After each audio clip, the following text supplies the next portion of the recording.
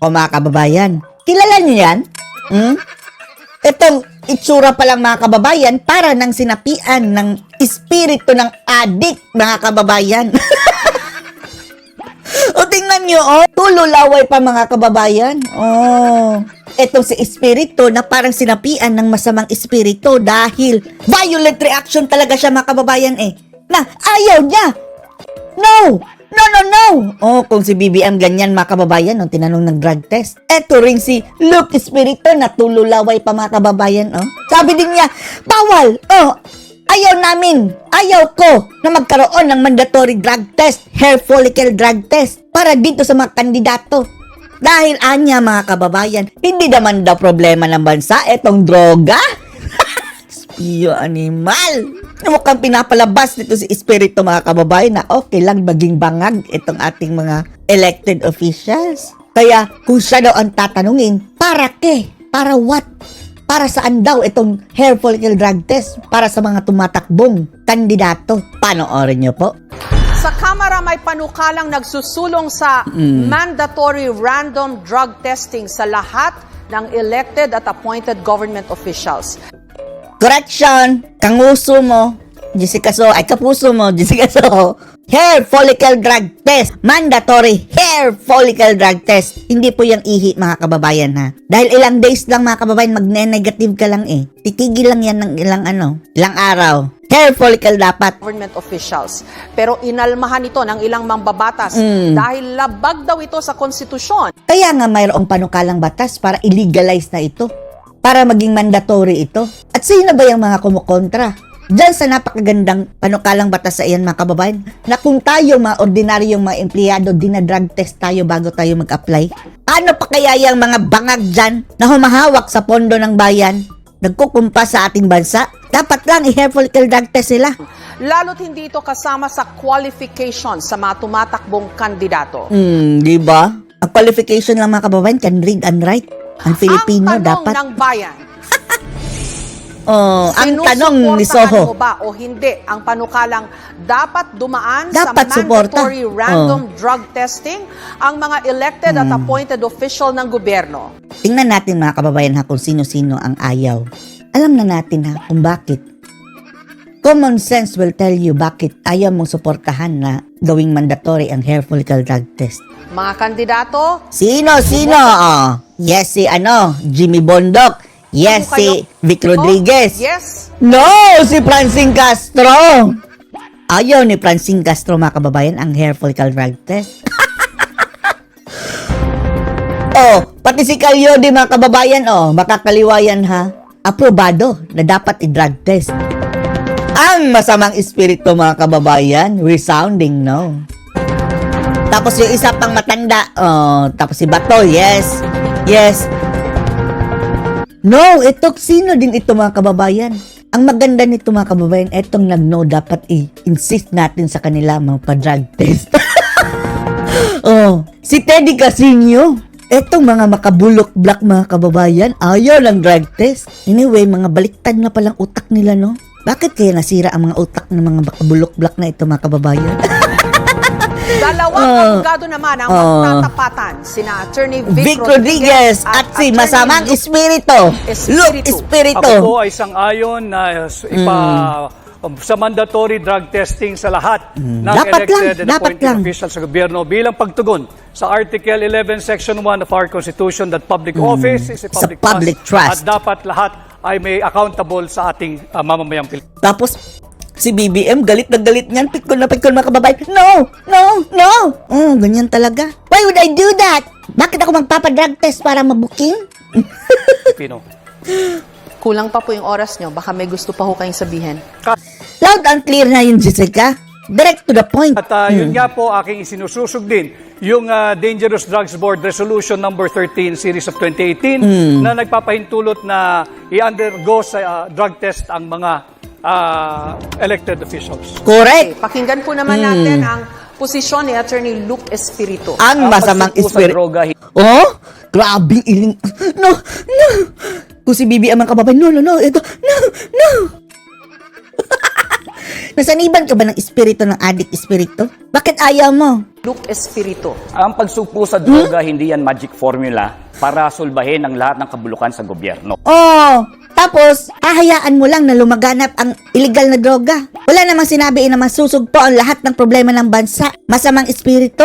At least, mabawasan ang problema natin. Diba? Mahirap na maglagay ka ng bangag dyan. Diyan na naman tayo eh. Ginagamit na naman natin ang droga bilang pinagkakasya natin ang problema ng buong bayan na yan ang magiging... Ikaw ang nagsabi niyan. Bakit ka dakot? Hair follicle drug test. Meron ba kaming malalaman na hindi dapat malaman? Ang tanong, kung mayroong mandatory hair follicle drug test ngayon, tatakbo ka pa rin ba, espiritu? problema. Yan ay tukhang mentality ni Duterte. Wow! Kaya Oh. lumalabas. Sinali pa si Duterte, mga kababayan. Dahil aminin na natin, nagbabanggaan si Marcos at si Duterte, at si Duterte, pinaparatangan niya si Marcos na bangag. It has nothing to do with that. For the welfare yan ng sambayan ng Pilipino eh. Ang makikinabang dyan, mga kababayan, ang taong bayan. Para hindi tayo malusutan ng isang drug addict na kandidato. Hair follicle drug test. Dahil pwede pong trace, mga kababayan, way back up to years and years sa kanyang paggamit ng illegal na droga. Kaya meron tayong mga mandatory drug testing na ganyan. Sawang-sawa na ang taong bayan sa bangayan ng Marcos at Duterte. Pag-usapan niyo yung Nililihis mo yung issue. na issue sa kahirapan. Hindi mga droga. Ikaw ang naglihis sa issue. Hindi droga na yan. Oh, wag daw mga droga-drogang iyan. Huwag niyong pakialam ang droga. Smee. Kapag ito mag-joint forces ni na Marbil, mga kababayan, kawawa ang Pilipinas. May sagot ho ba kayo doon? Kinakailangan malinaw sa atin. Bakit ang mga security guard bago ma-hire sa trabaho, kinakailangan sumailalim sa drug test? Correct. Ang pagiging- Oh, anong masasabi mo dyan? Masamang Ang espiritu. opisyal ng gobyerno, ikaw ay humihipo ng pera ng mamamayang Pilipino. Higit na mataas dapat ang standard natin sa mga naglilingkod sa gobyerno. Oh, pahiya, mga kababayan, pinalakpakan si Vic Rodriguez, oh. Attorney Espiritu? Si espiritu, mga kababayan, wala talagang pumalakpak maski isa. Bakit hindi tayo magkaroon ng competency test, integrity test, Oh. Sige, isali mo na rin yan. Pero dapat may drug test. honesty test, at mahigit sa lahat, pro-masa test? Oh. Eto, mga kababayan, oh, lahat ng test gusto niya except sa drug test. Ulul! Dahil yun ang mas importanteng mga issue sa ating bansa. Promasa test, yung mga test, mga kababayan, madadaya yan eh. Yung hair follicle drug test, hindi ka makapandaraya dahil it's either gumagamit ka ng droga o hindi. Oh. Yan ba yung bangayan ni Marcos at ni Duterte? Yan ba may kinalaman yan sa sahod? Ulul talaga, no?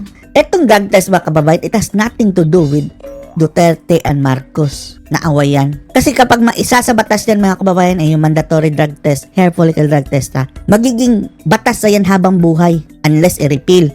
At ang makikinabang dyan, mga kababayan, kahit wala na si Duterte at Marcos, ay ang ating next generation. Paano mo lalabanan ang droga kapag ang naiupo dyan ay mga bangag? Hindi talaga. Kagaya ngayon, mga kababayan, oh, yung mga addict na ang naghaharing uri. Wala nang namamatay, mga kababayan, ng mga addict dahil ang namamatay yung mga biktima ng mga addict. Pinugutan ng ulo, pinagsasaksak, kung ano-ano mga heinous crime. Na hindi nakabubuhay ngayon? Yan ba'y may kinalaman sa kontraktualisasyon na nagpapahirap sa ating mga manggagawa? Huwag mong ilihis, ungas! Yan ba'y may kinalaman sa kahirapan? Yan ba'y may kinalaman sa presyo ng mga bilihin? Kung gusto mo talaga, sagutin ka namin, meron. Dahil kung addict ang presidente, hindi natin sinasabing si BBM, ha? Kung addict ang namumuno, pagkanda leche-leche ang bansang At ito. yan ang mga Nyam. nararamdaman ng taong bayan sa ngayon. Ito, no, mahilig gamitin ang salitang taong bayan, tapos sila lang naman yung nagsasabi niyan. Taong bayan na kayo. Ano kami? Duminga lang kayo sa kuko? Ano kami? Hindi kami tao. Baka espiritu tayo, mga kababayan, sila ang tao. Baliktad. Kayo ang masamang Hindi espiritu. yung bangayang Marcos at Duterte. Ang usaping droga ay hindi bangayan ng dalawang nagbabangga ang Oo. pagdating sa politika. Tama. Ito ay tunay na nangyayari. Si espiritu, oh. Galit na galit, mga kababayan. Kulang lang, grind sa teeth, ngiwi-ngiwi. ganap sa ating bansa. Kaya ako ay naninindigan na dapat sumailalim ang lahat ng opisyal ng pamahalaan at simulan natin sa tanggapan ng Pangulo. Correct. Kung kayo po ay nasa Malacanang, Attorney Rodriguez, mawalang Wow, to the rescue si Jessica Soho, mga kababayan. Dapat pinasali si Vice Ganda, no, para timbangin ni Vice Ganda ito si Jessica Soho. Ilang kilo nga ba yun, Vice Ganda? Ano po? Nagpa-drug test po si Oh. President BBM. No? Oh, pero hindi yun hair follicle drug test. Yung paggamit ng cocaine, mga kababayan, it's just a matter of 24 hours. Wala na yan sa iyong sistema sa ihi. Oh. More or less or 3 days. O basta ganyan mga kababayan. Huwag ka lang gumamit ng few days. Magne-negative ka sa ihi. Pero yung sa buhok, no. Hindi pwede. Dahil yung mga residue niyan mga kababayan napupunta po sa follicle ng buhok. At the only way na maiiwasan mo yan mga kababayan ay mag-stop ka muna and then patubuin mo ang iyong buhok until nagupit na yung mga buhok mga kababayan habang gumagamit ka. Pahabain mo muna tapos gupit-gupit. And it will take months or 1 year siguro kung gano'ng kataas. Kaya nga cheesy masyado mga kababayan na bakit dinidelay ni BBM itong magpapadrug test kung magpapadrug test man siya. Pinapatubo pa ba niya? Pinapagupit pa ba niya? Pumayat si BBM mga kababayan At ang sabi, di ba dati pumayat din siya nung mayroon nga siyang picture na parang na-COVID daw siya mga kababayan. Pero ang sabi ni Maharlika, nagpa-rehab sa Spain. Tingnan nyo ang itsura ni BBM ngayon mga kababayan. Kipayat. Lalong nagdududa ang tao habang pinapatagal niya mga kababayan ang pagpapa-hair follicle drug Siya test. po ay na-put under question dito ho sa isyung ito. And there were people questioning the veracity ng kanyang drug test results. Ihi yun questionable pa dahil 2 minutes lang mayroon ng resulta. Ano I agree, sabi niyo Ma'am doon? Jessica. No?